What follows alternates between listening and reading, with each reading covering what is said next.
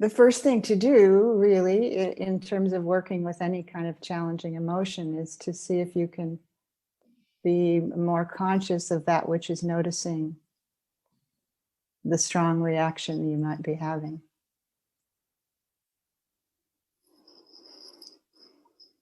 So, right away, if we can even spend a moment becoming more conscious of this, that's aware of feeling angry or contracted or enraged or sad or fearful, whatever the emotion is that you want to choose to look into right now.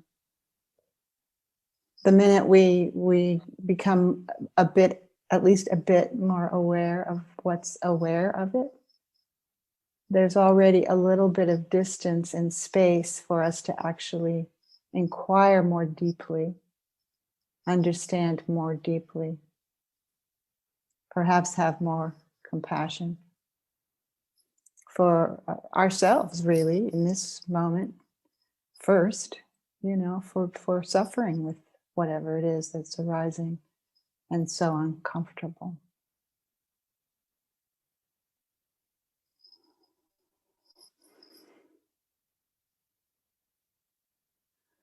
So once you've made even a minimal contact with this that's aware, that's noticing, that knows you're having this experience, and then put your attention on the energy of the experience itself. In this case, we're going to just work with anger, but you all can substitute um, a different emotion if you're having one that you want to look into.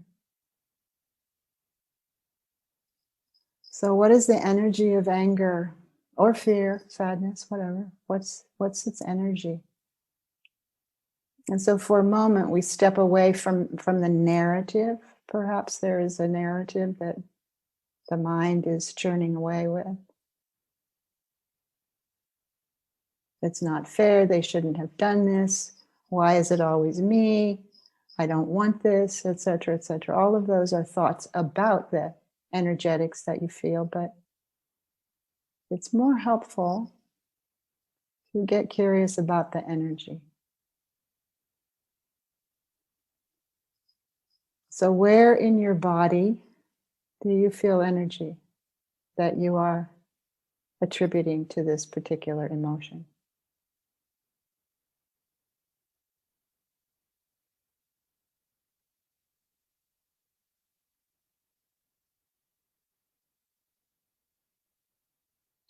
And I would just invite you to become more and more intimate with that energy.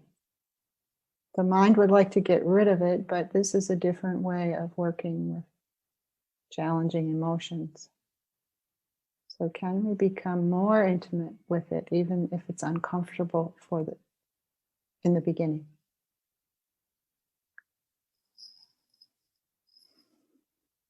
So once again, we can be reminded that there's no one who's becoming intimate. It's not your mind that's becoming intimate. It's the invitation for true nature, for awareness, awakeness within each of us to not be separated by the mind. It's already intimate with this feeling. But we're going to just invite that to happen consciously.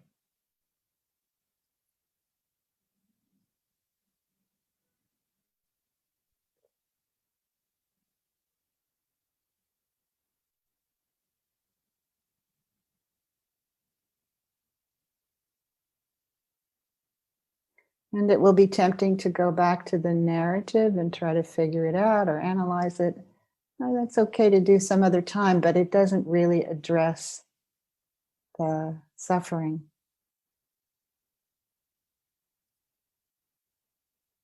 So here we're just getting a little bit more comfortable with discomfort. It's perfectly okay for whatever to be here that has arisen. We're not trying to get rid of it by this exercise or meditation.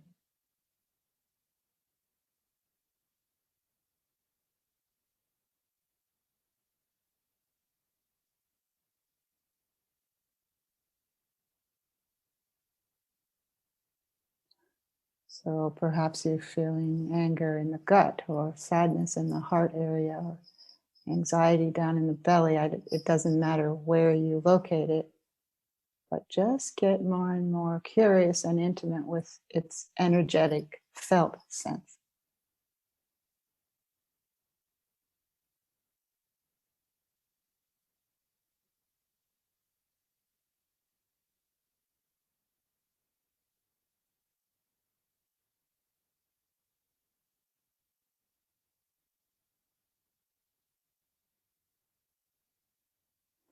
So there's a deep acceptance from our true nature of whatever is here.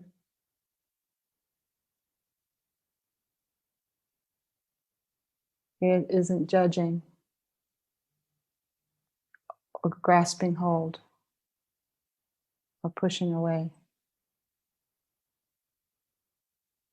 but it is at one with the moment.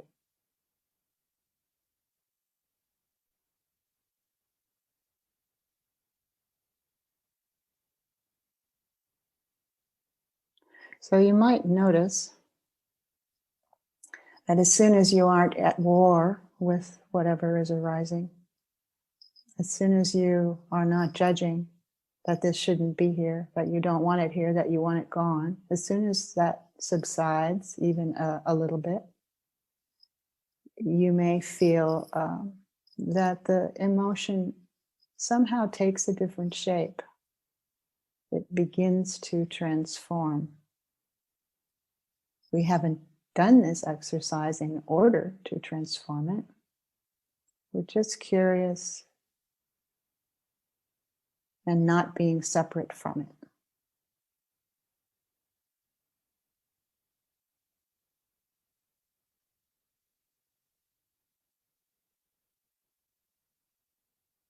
And as many times as your mind might want to go back to the blaming or the shaming or the judging, come back, come back, come back to the felt sense, experientially, of whatever is here.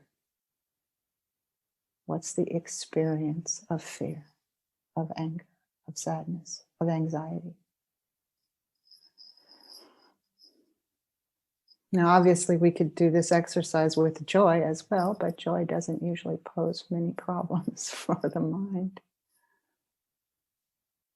So, as soon as the energy has begun to subside, if it has, and if it hasn't, that's fine. But as soon as it feels like it's more welcomed, it doesn't have to scream so loudly in our system. So as soon as it feels like it might be gone, or certainly subsiding, invite it back. Invite it back. Now you're ready for it. Now you're seeing it, feeling it from a deeper dimension of yourself that is not threatened by it. But just invite it back.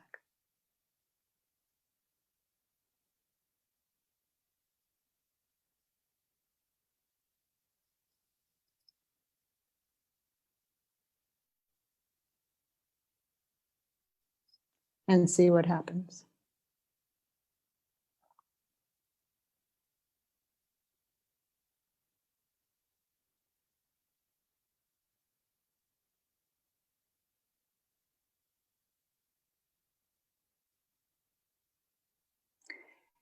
And maybe some of you will experience what others often do, which is that when we're open to it, when we're ready for it, when we're not so able to be hooked by it, it really doesn't have anything to hook onto.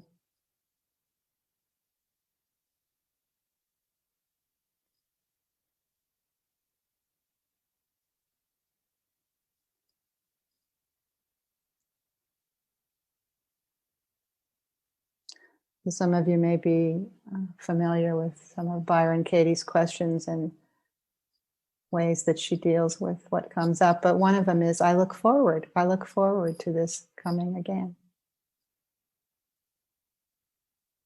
Now, the mind will not be able to say that, but you can easily say that because you are not threatened, even when the mind seems to feel threatened. You are not threatened. So I'll just let us sit quietly together in silence and allow you to experiment or play with these ways of dealing with what arises.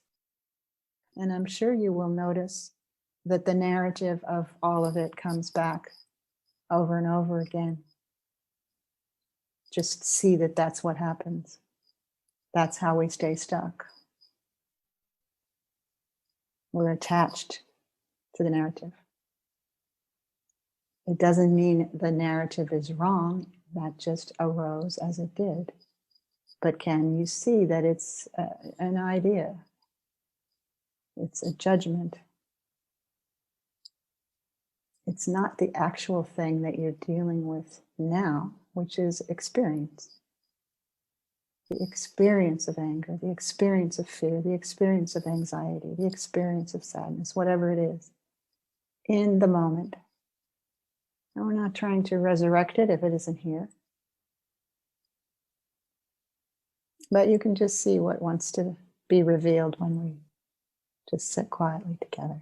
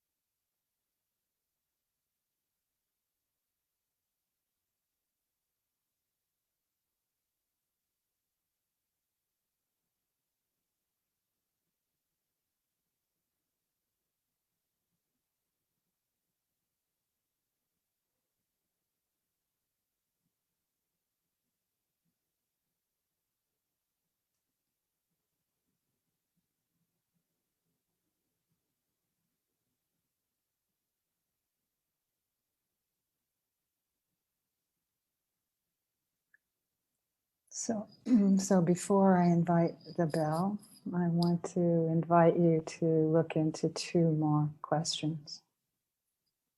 Who or what is the seer of your experience? Who or what is the sufferer